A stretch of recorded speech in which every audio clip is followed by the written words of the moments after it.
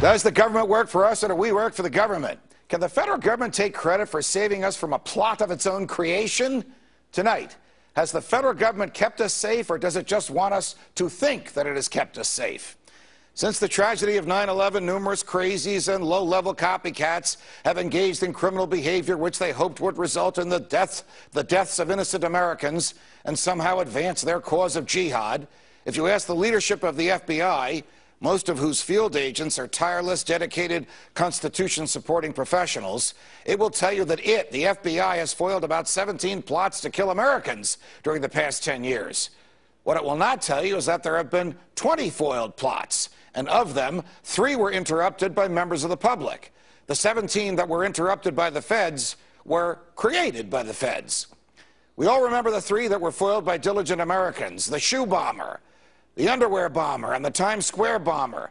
In all of these cases, the crimes charged were those of attempting to kill and conspiring with others to do so.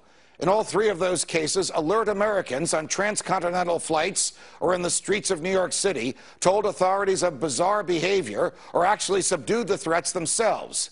There was no foiling by the FBI. The plotters were, thankfully, bumbling fools who had poorly planned their criminal behavior and who ended up harming no one.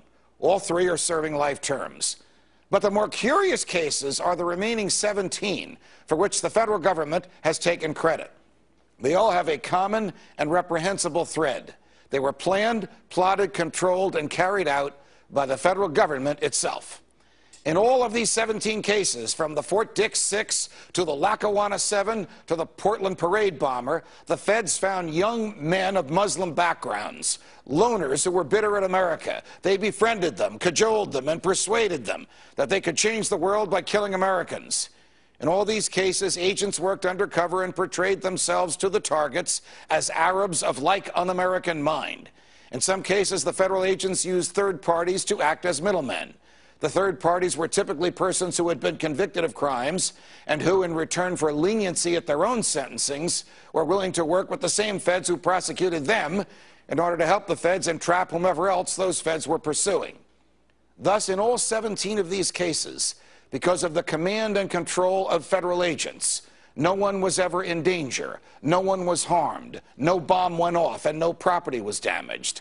But in all those cases, the losers whom the feds targeted each believed that they were interacting with real plotters who would bring them cash and bombs.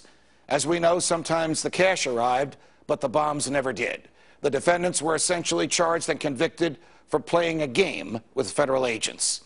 The most recent of those government-generated plots was revealed yesterday. It has a new twist because it allegedly involves agents of the intelligence apparatus of the government of Iran. It, too, was destined to go nowhere, as the feds monitored and taped every move made by their target as he interacted with federal agents whom he stupidly believed to be drug dealers and co-conspirators. Today, the feds themselves revealed that high officials of Iran's government knew nothing of this. Of course, the neocons have demanded bombs on Tehran, no matter what the government there knew.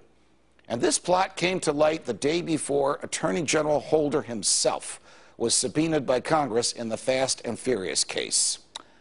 You get the picture. Are any of these plots criminal? Can the government just pick and choose whom to seduce and then lower the boom at the right time and arrest its would-be Confederates? Is this a proper and efficient use of law enforcement resources?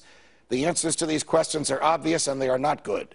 The courts have made this legal, so long as the target of these plots had a mental predisposition to cause harm. But none of this keeps us safe. All of this makes us less free, as any one of us can be entrapped. And we are fools if we praise the government for exposing a plot of its own creation and saving us from a danger that never existed. Can the government break the law in order to enforce it? Well, when it does, it becomes a law unto itself, and the rule of law dies as the feds decide whom to target and whom to trap.